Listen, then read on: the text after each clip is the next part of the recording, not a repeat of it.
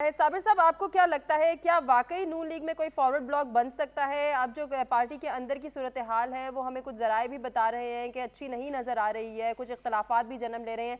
अगर ये इख्तलाफात बढ़ते हैं तो फिर क्या होगा?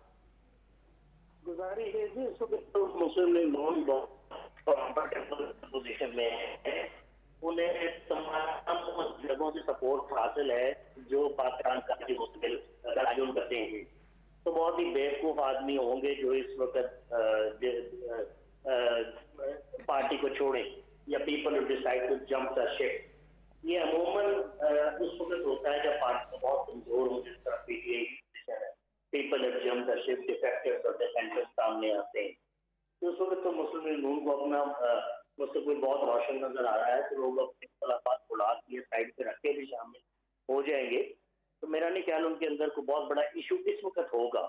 तो वैसे होगा, लेकिन इस वक्त जब पार्टी मजबूत है तो मेरा नहीं ख्याल को मसला होगा। दूसरा ये कि पीडीएम वगैरह ये शामिल है, वो ये सारा फ्रॉड है।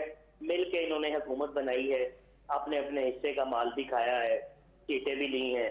बाद में कह देते हैं जी पीडीएम तो जी इंतखाबी कोई कोएलिशन ही नहीं है या पीपल्स पार्टी कोएलिशन में नहीं है। This is all fraud. ये सारे मिले हुए हैं, लेकिन मेरा ख्याल है जो भी इत्तेहाद है वो टूटने वाला है।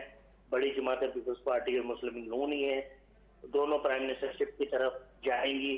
देखना हमने ये है कि आया मुस्लिम लीग का और तहरीके इस्तेकाम पाकिस्तान जिसकी क़यादत सलीम खान कर रहे हैं, वो वाकई किंग्स पार्टीज हैं या बी टीम है नून लीग की। अगर तो किंग्स पार्टीज है तो नवाज शरीफ साहब के लिए बहुत सोचने का मुकाम होगा, फिर उनका और आसान नहीं होगा प्राइम मिनिस्टरशिप की तरफ जाने का। जरदारी साहब ऑलवेज गैम्बल्स के मिल गई प्राइम मिनिस्टरशिप तो मिल गई, वरना सिंध तो हमारे पास है ही है। तो ये पोजीशन है।